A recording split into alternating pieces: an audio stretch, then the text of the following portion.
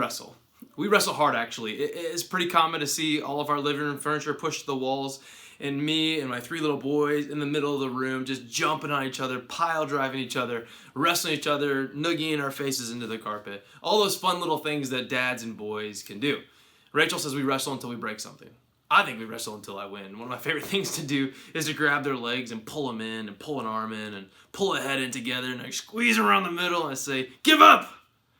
They don't want to give up, and I squeeze them a little tighter and say, tell me I'm the strongest person in the world!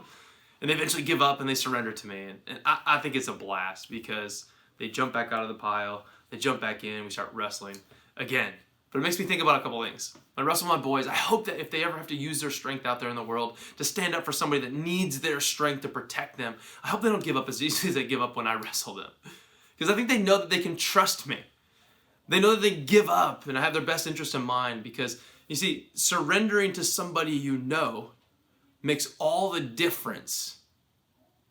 Surrendering to somebody you know, their character, their interest for you, their will for you makes all the difference. This sort of reminds me of a couple different places in the Bible where we find out about God's character, and so we are able to surrender easily because we know who we're surrendering to. And these 2 places are where God uses his own words to describe his character. The first is in Exodus 34, where God's talking to Moses. He passes by him, and Moses records these words that God proclaims, the Lord, I'm the Lord, a God merciful and gracious, slow to anger, and abounding in steadfast love and faithfulness, keeping steadfast love for thousands, forgiving iniquity and sin.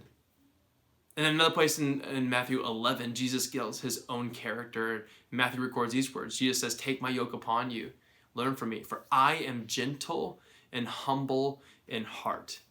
Guys, we can wrestle with God about the desire for our life or his will for us, and we can wrestle with him over and over. But the song Ebony and Jonathan just sang, the refrain, I surrender, I want to know more of you, God. I surrender, I want to know more of you. Guys, when we embrace surrender, it makes all the difference when we know who we're surrendering to. God, we trust you. There are things we don't want to give up and we want to wrestle with you about. But God, you're worthy. You are trustworthy. You are faithful to us. You are steadfast love for us. You are merciful. You are gentle. You are humble in heart as you approach us.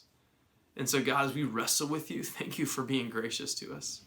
And we declare that we give up and we give it to you and we surrender to you, God. You know better how to lead this life of mine, and the life of our church, the life of all of us. And so we surrender to you, God.